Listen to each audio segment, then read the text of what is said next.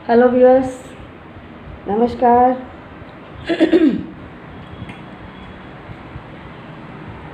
आज मैं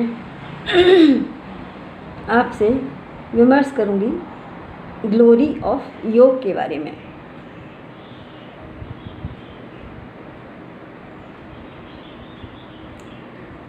उससे पहले मैंने आपसे विमर्श किया था ईश्वर परिधान और मधु विद्या के बारे में, जो हमारे अष्टांग योग का फर्स्ट और सेकंड चैप्टर है। तो मधु विद्या, जैसा कि मैंने आपसे बताया कि एवरीथिंग इज श्योरली ब्रह्मा, तो ये हम सभी सनातनियों के स्वभाव में होता है। हम सभी सनातनी हर एक शुभ काम से पहले अपने इष्ट का नाम लेते हैं। तो यही है मधु विद्या का अर्थ। तो हम फ़र्क इतना ही है कि हम लोग हर काम के पहले अपने इष्ट को याद करते हैं।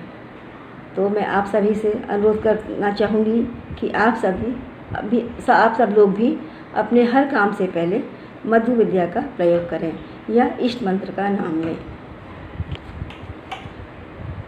तो आज मैं आपसे विमर्श करूँगी अपने थर्ड और फोर्थ लेसन के बारे में। उससे पहले मैं थोड़ा सा योग पर प्रकाश डालूँगी। हमारे यहाँ योग का मतलब सिर्फ व्यायाम करना ही योग नहीं है। हमारे यहाँ योग साधना, योगाभ्यास का मिलित नाम योग है, जिससे मनुष्य अभ्यास करते करते परमात्मा में मिल जाता है। हमारे यहाँ योग का मतलब है संयोगो योगो इत्युक्ते जीवात्मा परमात्मा नः। तो ऐसा है हमारे यहाँ योग। कैसे मिलता है हमारे यहाँ शिव और जीव कैसे मिलते हैं? नमक और चीनी के जैसे नहीं कि फिर हम उनको अलग कर सकें। हमारे यहाँ मिलना है नमक और पानी के जैसे। जीव और शिव का मिलन कैसा होता है, कैसे एकीकार होते हैं? वो पानी और नमक के जैसे होते हैं। तो आज मैंने आपसे बात की, अभी मैं आपसे बात करूँगी योगासन के ऊपर। तो योगासन में हमारे यहाँ किसको कहते हैं? हमारे यहाँ योगासन का मतलब है to sit in a posture. आपने देखा होगा कि बहुत सारे आसन का नाम पशुओं के नाम पर है, जैसे गौमुख आसन, भुजंगासन, कोबरा पोस्चर। तो एंशिएंट समय में, पुराने समय में क्या होता था, जब पशु बीमार पड़ते थे तो एक पोस्चर में बैठ जाया करते थे और उससे उनको स्वास्थ्य लाभ होता था। इसी से कालांतर में मनुष्य भी पोस्चर में बैठने लगा और उसको योगाभ्यास का नाम दिया। तो यही है योगाभ्यास। अब हम बात करते हैं योग साधना की। तो योग साधना मेडिटेशन के बिना योग का कोई मतलब नहीं होता है। मेडिटेशन के बिना शिव और जीव का मिलन नहीं हो सकता है। मनुष्य का धर्म ही है जीव और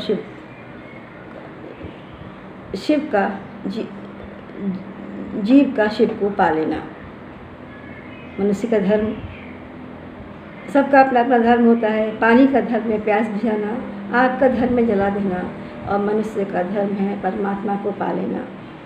तो बिना मेडिटेशन के योग की हमारे यहाँ कोई कल्पना नहीं कर सकते। तो जब दोनों मिल जाएंगे तभी हम उसको योग का नाम देते हैं, योगाभ्यास और योग साधना। तब हमारा योग साधना और योगाभ्यास पूरा होता है। आज मैं उसी संदर्भ में, अष्टांग योग के संदर्भ में, अपने थर्ड और फोर्थ लेसन के बारे में विमर्श करूँगी आपके साथ। तो मेरा 3rd लेसन है तत्व धारणा और 4th है प्राणायाम। तो तत्व धारणा क्या है? प्रदेश को धारण करना ही धारणा कहलाता है। हमारे शरीर में विभिन्न विभिन्न प्रदेशों में विभिन्न विभिन्न तत्वों का प्रधानता है। उन प्रदेशों में जाकर जब हम धारणा करते हैं तो हमको उससे बेनिफिट मिलता है। जैसे हम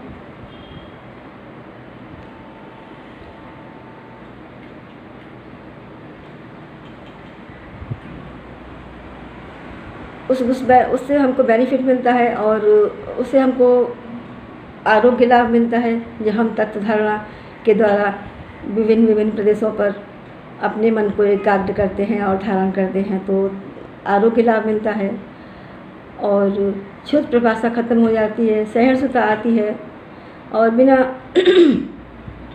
पानी के भी मनुष्य बहुत समय तक जीवित रह सकता है। पानी में खड़ा रहना पड़ जाए तब भी वह रह सकता है।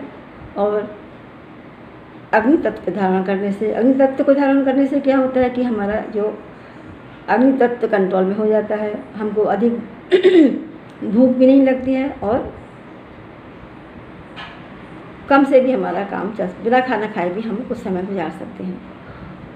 अगर हम वायु तत्व पर अपने मन को धारण करते हैं तो हमारा मन हल्का हो जाता है।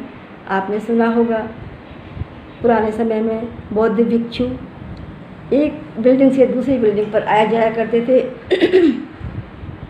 वो उनके तत्व धारणा का ही कारण ऐसा वो कर पाते थे, क्योंकि वो वायु तत्व पर धारणा करते थे। और हम लोग त्रिकालदृष्टा भी बन सकते हैं तत्व धारणा करके। तो ये सब है तत्व धारणा का हमारा फ़ायदा। अब हम बात करते हैं प्राणायाम की। प्राणायाम जैसा कि आप सभी जानते हैं कि प्राणायाम से हमको प्रॉपर ऑक्सीजन मिलती है, जो ऑक्सीजन हमारे प्रत्येक पार्ट के लिए एनर्जी का काम करती है। आज डॉक्टर भी बोलते हैं कि मेडिटेशन कीजिए जिससे कि आपको आपके बॉडी के पास प्रॉपर ऑक्सीजन रहे। तो प्राणायाम के बारे में बहुत लोग जानते हैं और प्राणायाम से हमारा मन शांत हो जाता है, मन काम हो जाता है। काम होने के कारण हमारा मन ध्यान लेसन को अच्छा से कर पाता है। तो इस तरह से हमारा प्राणायाम और तत्व धारणा भी हमारे ध्यान लेसन में सहायक हैं। प्राणायाम से हमको वाइटल एनर्जी मिलती है, जिससे कि हमारा शरीर एनर्जेटिक रहता है और हम बैठ सकते हैं। कितना 80 एज होने तक भी हम साधना में बैठ सकते हैं और भी अधिक 90 होने से भी बैठ सकते हैं, जैसा जिसका स्वभाव है इतना टाइम दे सकते हैं धारणा में। तो हम वाइटल एनर्जी हमको प्राणायाम से मिलती है। और सबसे बड़ा एक फ़ायदा है कि वो हमको दोनों लेसन 3rd और 4th लेसन हमको हमारे 6ठे लेसन में हमको ध्यान लेसन में हमको हमारी मददगार हैं। ऐसा है हमारा योग, ऐसा है हमारा योग, ग्लोरी ऑफ योग, जो पहले से ही हमारे भारतवर्ष में होता था लेकिन अभी लुप्त हो गया था। तो श्री युग पुरुष श्री श्री आनंद मूर्ति जी ने आकर इसको क्रम से लोगों के सामने लाए और बहुत सारे लोग इसका बेनिफिट उठा रहे हैं। आगे के वीडियो क्लिप में मैं आपसे विचार करूंगी चक्र शोधन और ध्यान के बारे में। तब तक के लिए मेरे व्यूअर्स को मेरा नमस्कार।